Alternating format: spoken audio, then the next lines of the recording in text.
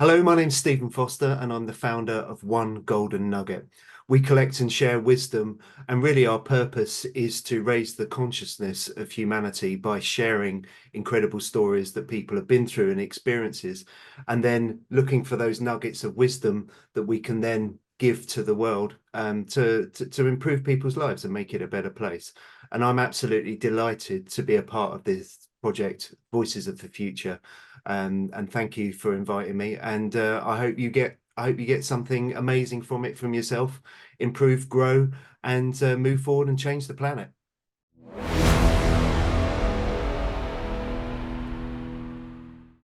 Yeah, absolutely delighted and honored to be welcoming Stephen Foster, who is an author, he's an entrepreneur, he's a self-proclaimed failure who's become a success. We'll talk about that too today.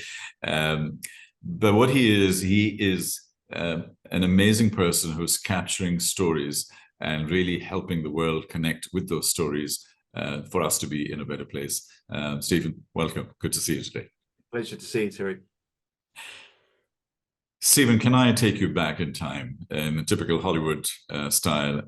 Little Steve had a moment of inspiration, a moment of inflection in the early part of his life, like his parents or his teacher, or some moment which actually helped you to start defining who you are today.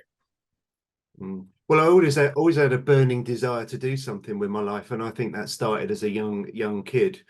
Trying to make a bit of money, trying to actually forge forward. Even in my teens, and I got to 19, and I was working at Chase Manhattan Bank, and I just looked around and I saw these people that have been in the job for 20 years, and they didn't look happy.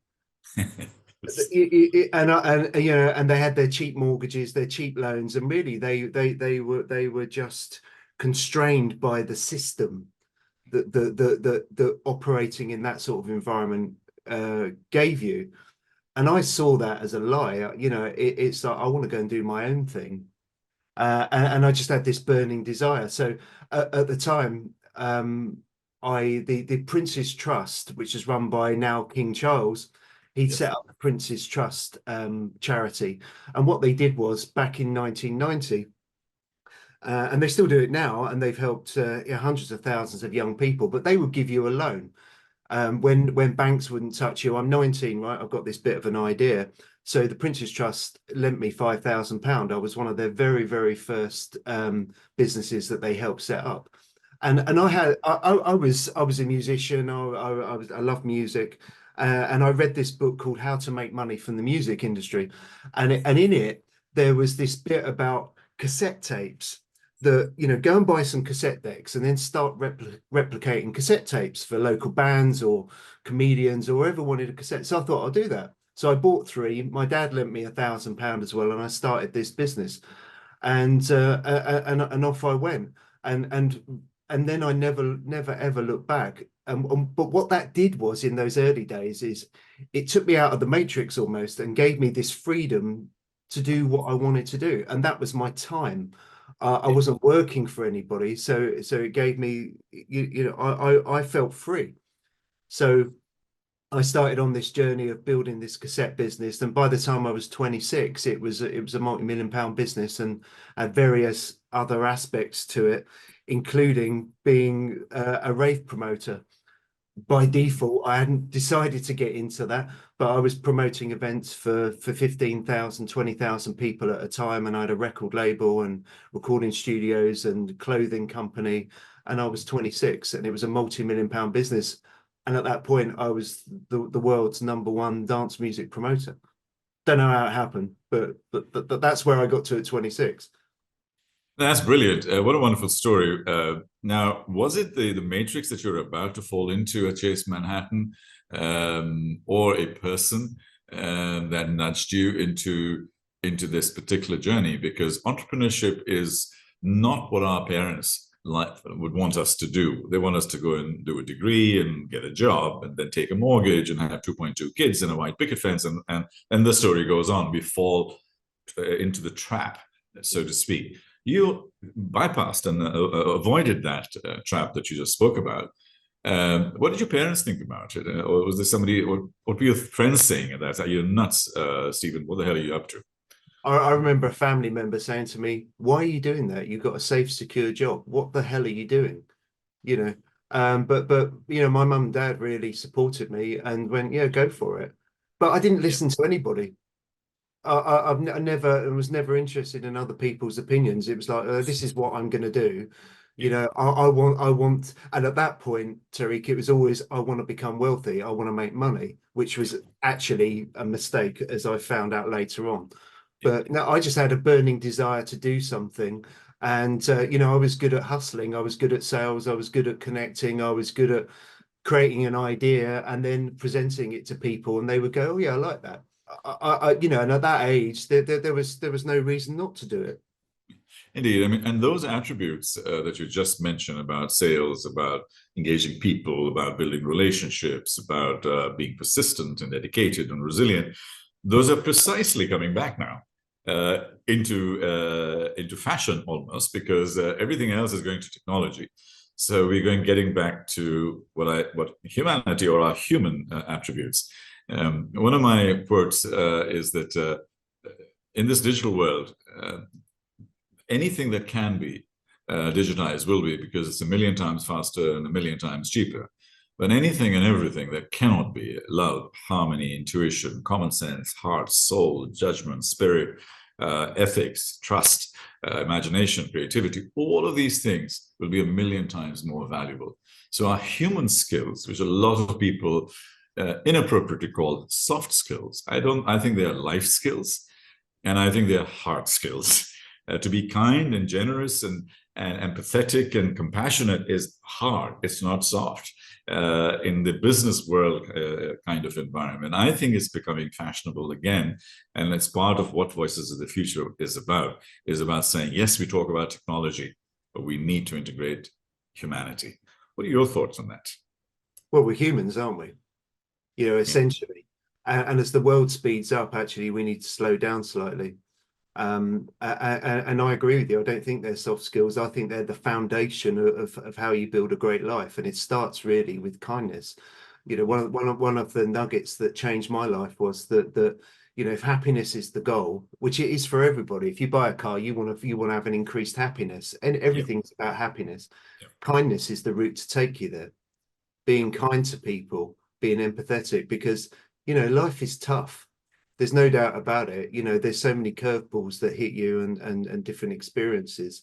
So having that underpinning of kindness is critical. But I didn't learn that till I was in my 40s, and I wish I had in my 20s. It's everything. Because what you do put out there does come back to you. Call it karma or whatever. It's just energy. Life is just energy. So I'm very mindful of that energy I put out. Yeah. And I think for anybody that wants to build a great life, it's kindness and empathetic and being vulnerable Yeah. is a beautiful thing. You really touched upon my heart words like vulnerability and authenticity and humanity, and I think those are the kind of things that make us human today. And I think we, in this world of hypercapitalism and political polarization and inequality and lack of diversity in a lot of our environments, I think us as leaders, as humble leaders, and I use the word humble because I am a humble leader. I am not an egoistic leader. I'm not a self-absorbed leader. I'm not, it's all about me and who the hell are you kind of person. I don't do it like that. I think this is a new renaissance, in my view, and Yes. we'll talk about that as we develop this conversation.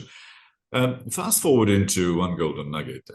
What was that moment where you sort of said, "I need to start capturing these beautiful moments from amazing people, and get it out there"? It was January 2020, just before lockdown, actually. I mean, I'd had the idea, at this point, I spent nearly 30 years trying to build businesses and going through an experience of building something and then losing it and then going back to rock bottom. And it's really tough. you know, to get to 48 at that point actually and have absolutely nothing. And it's, you know, it's difficult to peel yourself off the floor again. So at the start of lockdown, I'm actually living in my office. So the business I had, you know, at the start of lockdown, you know, my customers left and I didn't have enough cash. So it ended and I had nowhere to live and I'm living in my office. And I thought, well, what the hell am I going to do now with my life? So I had this idea of collecting nuggets and I went on this mission of doing that. And then through lockdown, of course, everybody was available to share their nuggets of wisdom. And so we wrote the first book. And what I found was that by asking people about themselves, it became the most incredible connecting tool because everybody had a story like you're telling. Everybody had been through so many things that perhaps they don't share necessarily. But because I was vulnerable and I said, look, you know, I spent my whole life messing up, really, that they kind of went, oh, actually, yes, I've been bankrupt. I've lost 5 businesses. Yeah, I've been divorced twice. I've done that. You know, I've had depression. You know, and then you get into this wonderful, authentic conversation where then the nuggets expose themselves, the truth exposes itself, and then you can have a proper conversation with people rather than, oh, look at me and my award. Aren't I great? Aren't I amazing? I'm not interested in that. I want to Yeah. know when you couldn't pay your wages for your business, how did you get through that moment? And that's what then we became, is this organization for sharing those experiences. Can you give us examples of the kinds of people that you were talking to, and before we get into their content? Absolutely. Well, the very first nugget I ever collected was from a guy called Warwick Davis.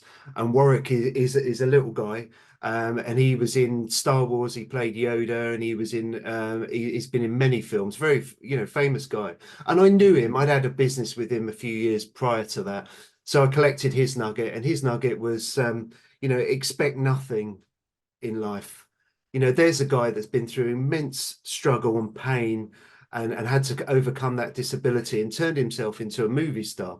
And he just expected nothing and focused in on the present moment. And I thought, wow, that's really interesting.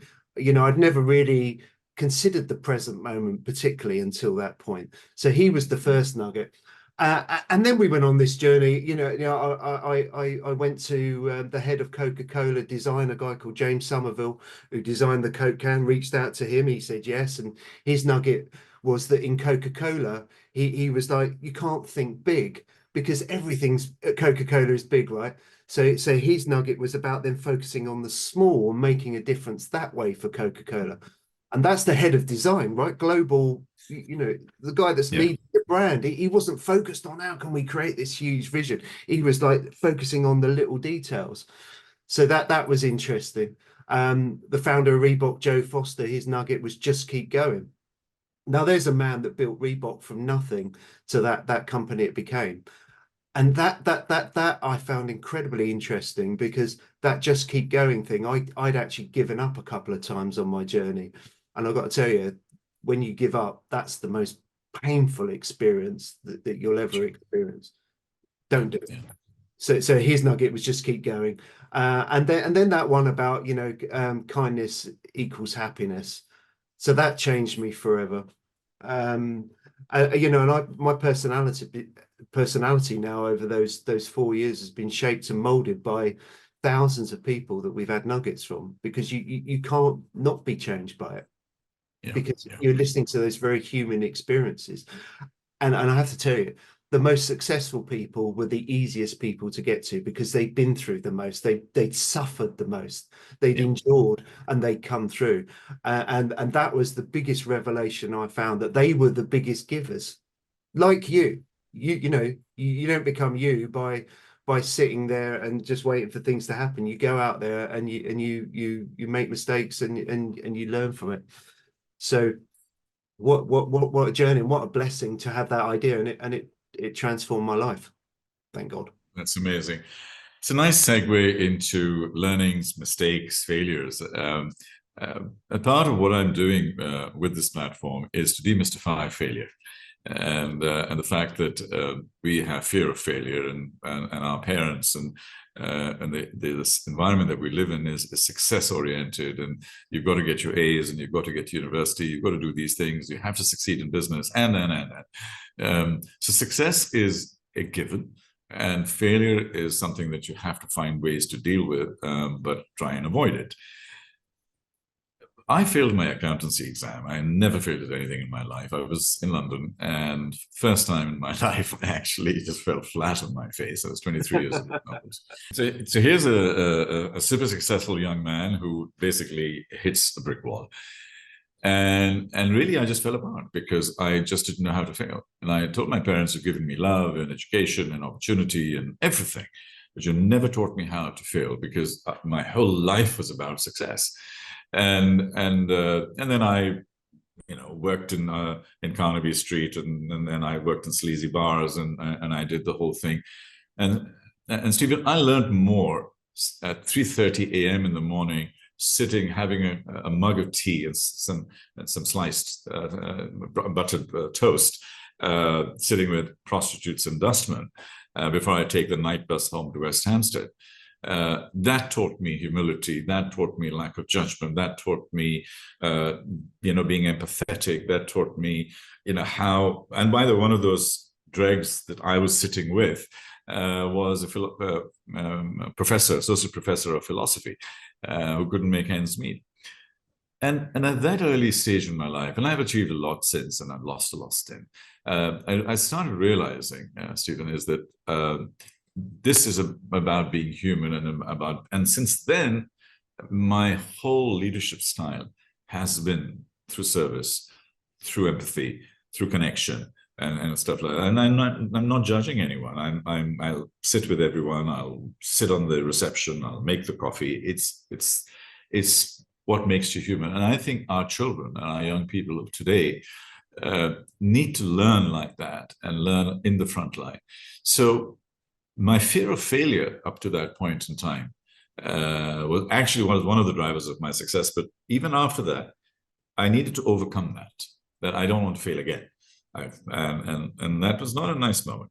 I went to Harvard Business School. I headed companies. I ran billion-dollar organizations. So I've done all of that.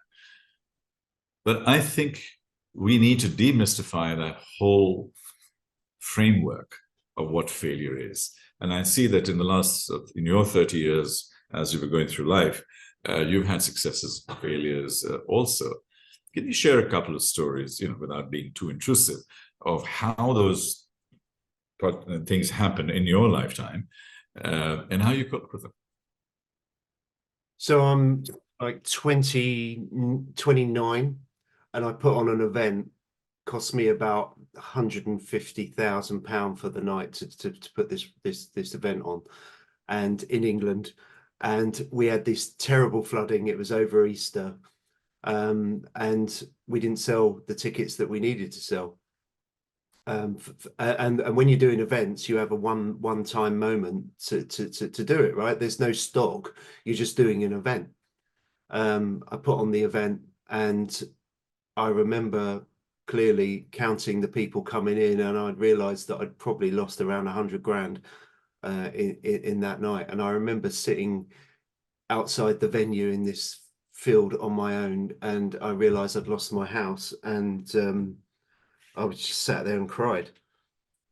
The poor young guy, really. I mean, looking back, I have such empathy for him, and it was terrible. I've got a wife and a young kid at that point, and it's like, I've done everything on one night. I've lost the whole lot. So then I picked myself up, went back to work the next day, and we'd done an album that I TV advertised, and that flopped. Okay, and then something else hit. So the rule of three, I got battered in a very short period of literally a couple of weeks. So I lost the entire lot, and then by the time I'm 30, the Porsche gone, and the big business are gone, and I'm working as a cleaner in a factory for £5 an hour. And how do you deal with that? Because you talk about failure. I'd never experienced failure. I'd been on a journey at that point of about 10 years of just success and lots of money, and I didn't know how to deal with the money when it came. And that was horrendous for me. And literally I didn't come out of my bedroom for a year. I was so depressed because I'd lost my identity. I was this success, rave promoter, record company owner, in my late 20s. I'd lost the entire lot.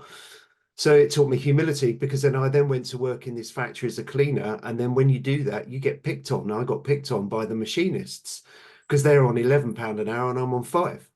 And they were nasty to me. And I've been this, you know, icon of dance music and the thing, so I didn't accept it, of course. But I learned humility in that point. And what I learned was that those other cleaners sweeping the floor had a bag of problems, that they were trying to pay their mortgage, trying to feed their kids. They were, and I never realized that at that point. I thought those people in that position didn't have problems. Yeah. They did. They had the same problems that a multimillionaire would have. Yeah. And that was fascinating to me. So, and then eventually I got through it and picked myself up again, and off you go again onto the next idea. I didn't lay, after about a year, I got my stuff together again. But that was an incredibly difficult moment. And then I Yeah. went through a divorce, and I had a breakdown in my early 40s. That was, but this is what life does, and Yes. Yes. I believe that it delivers you those moments to bash you around and turn you into somebody new. Indeed, and I think it's about reinvention. As a transformation expert, I talk about change, and then I discovered the change is too slow. And then I started talking transformation, and then I said, "Hang on, even transformation is too slow. Let's look at reinvention." And I think the world, as we're seeing in front of us, is actually a metamorphosis. It's even more than reinvention. You almost need to change your original version to become a new version of yourself, and that caterpillar becomes a butterfly, and that metamorphosis inside the chrysalis, the pupa, where you liquidize it's yourself and then come out as this vibrant, beautiful butterfly. That's where I think the world is, and people like you and I are, is to find that wisdom, is to find that new persona, while we are liquidizing ourselves. And we've had different levels of liquidation. You had it at the beginning of COVID or something like that, and come out as a vibrant, beautiful butterfly that can fly 1,000 miles. And I think those are the kinds of moments we need to capture. Just going back into cleaning floors, I think it was £3.50 an hour cleaning the floors at McDonald's when I was post my exam failure, because I didn't want to go to my parents, even though I came from a family that could handle it, because I wanted to do it myself. And again, and the whole thing was, it used to be on Saturdays and Sundays, and I wasn't going to college, so I was doing that and making myself 10, 15 pounds, and getting myself some Big Macs to take home and be okay. Free lunch. Yeah, lunch, free lunch. So literally, people sort of, when I told my mom, she was like, "Are you serious? I would have helped you. I would have sold my jewelry. I would have done it." I said, "Mom, that's precisely what I didn't want. I wanted to find a path for myself, and I need to navigate that myself."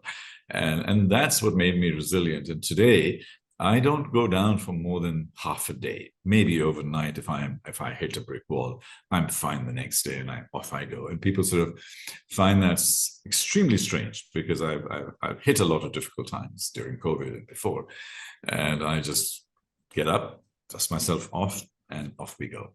So I think where we are, and I dare say our journeys are similar in some ways, Stephen, is where we are is really looking at that metamorphosis into becoming beautiful butterflies. And you through One Golden Nugget, myself through Voices of the Future, hopefully, and I do believe we will, help touch people, connect with people, and give them a sense of stories and how it can offer them a way into the future, some sort of wisdom that we come together. Stephen, looking forward now, because this is Voices of the Future. We've been talking about all the things we learned, but as we look into the next, say, 10 years or so, let's forget 20, that's too long. In the next 10 years, how do you think the world is shaping? How are you planning to respond to that? What sort of muscles are you using now? What sort of methodologies and tools are you using now with your wisdom, with your learnings to navigate the next 10 years? I think as the world speeds up, and it's going to continue to speed up, right? Yeah. I think humanity has to learn to slow down. Our brains are just not geared for it. But I see so much potential in the future. Some people look at AI and think and see all the negatives in it. Of course, there's going to be negatives in it, but I see a beautiful future actually. The way that healthcare is going to change, that the speed of progress. I hope I'm around to fly around Mars and the planets, and who knows where we're going to go. The curve is so dynamic, and it's only going to get faster. So I think as it gets faster, I think we need to slow down, and I think we need to become more human. I think this is an opportunity for that, because we're not going to stop the rate of progress and change. So we may as well embrace it. But at the same time, to delve into our humanity in a big way. And this is where my nugget of wisdom is just be the love. I think love is the highest form of vibration there is in the universe, and everything vibrates at a certain level. And love is the highest form of vibration. And I think we need to drop this whole kind of success narrative, because success is a very personal thing. When I was a cleaner in a factory, all I wanted to do was actually success to me was paying my mortgage. So I don't think you should be defined by any other person's definition of success. It should be a very internal thing and create what success looks like for you. But to be kind, to be on that kindness tip, because now in my 50s, I see so many people that get to their 50s and go, well, is this it? Where is my dream? Where is that bit of success, bit of money? I'm still on the grind, and I'm there to some respects. So I think being empathetic to other people and more human as we speed up. I mean, I would never consider myself a clever person. I don't know about, I'm not a professor in stuff.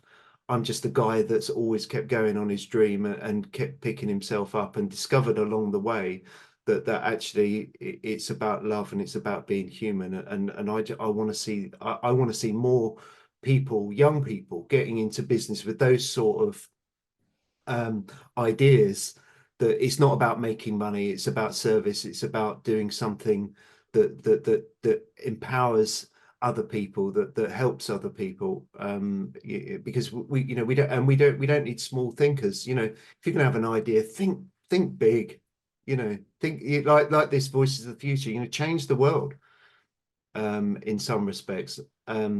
I hope that answers your question, but Yes, yes, it does. And I'm hoping to. And I'm hoping to change the world with Voices of the Future. well, I've made a couple of attempts in the past, but I think this is my new attempt. And I thought it's not attempt even, it's actually a commitment. Because I have three levels: intent, attempt, and commit. A lot of people attempt things and then they say, well, this is a commitment and this is the way forward.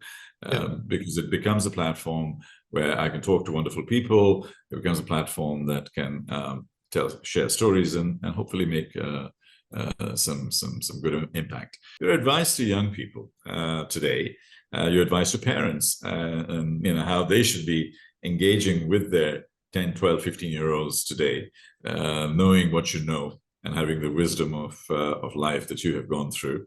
And the fact that you meet so many wonderful people, I'm sure you gather a lot of context and knowledge. What's your advice to parents and to young people? To young people, that fear is really the thing you need to overcome. And when fear manifests, you have to dive into it and face it, because often the thing you fear to do is the thing you actually need to do. And so don't be afraid, because it's all just an illusion of the mind. There's nothing to fear. That's where fear sits. It's not out there, it's in your head. So, and that's easier said than done, because it elicits such strong emotions. So therefore, as young people, you have to learn to manage those emotions. So when the emotion bubbles up, what's it, why has it done that? What can I learn from it? And instead of reacting on the emotion, respond. And for young people, it's what is it you love to do? And focus on that and forget everything else. Don't listen to anybody. People tell you, you should be doing this, you should be no, sack all that off. Just focus on what you think is right for you. Don't try and please anybody. I never did. I just wanted to go and do my thing. And in terms of parents, allow your kids to go and fail. Allow your kids to get battered by life, because it will do. You need those experiences, because problems don't turn up in your life to stop you. They come to teach you a lesson. And Tariq, certainly years ago, before Nugget, I used to think I was the only person in the world with problems. I truly believe that. I looked at other people and they're this and that, and they got it. That's absolute nonsense. Everybody has that bag of stuff they're dealing with at that time. So therefore being empathetic again, because everyone's making it up, everyone's scared, everyone's in fear, but the great people in life just go, forget that. I'm forging forward. So allow your kids to fail, allow themselves to express themselves as to who they are and who they want to be. Because isn't that the joy of life, to express who you are and your creativity and you're very unique. You have a unique set of skills. So find out what they are, focus on them and expand them, and go and live a great life. And worry, I see so many people worrying, and I worry as well, to be fair, from time. And it's park that up.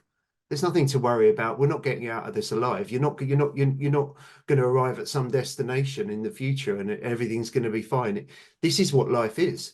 So if you know that they're the rules of the game, that you're going to have problems, you're going to have crises, you're going to have things to overcome, get busy doing it.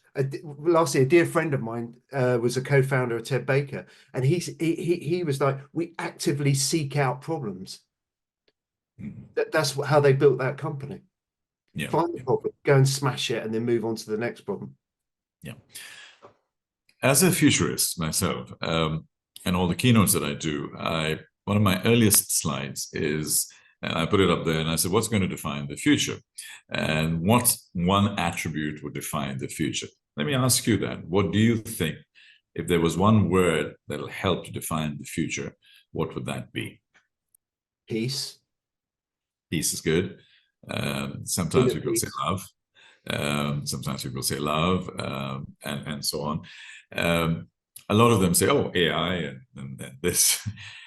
And the word that I put up there is trust.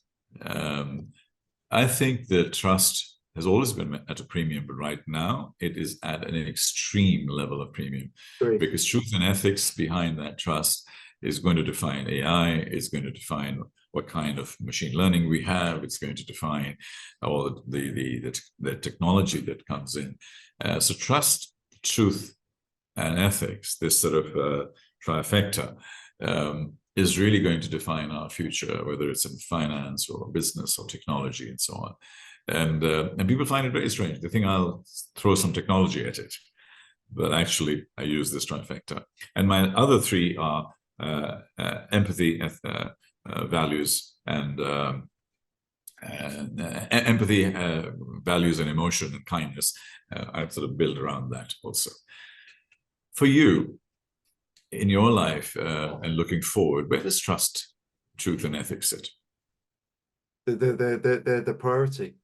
And I trust, it's like the top people in life, they smell fakeness because they've seen it all. So therefore you want to play with those people. You want to ask those great people for help, right? Yeah. And because they'll give it. So if you're coming from a position of you haven't got your personality quite right, they just smell it instantly. No, right. Off you go, and they won't engage. Because they've been there, they've seen it, they've probably been it. So therefore, trust and confidence, and that comes from a position of always telling the truth.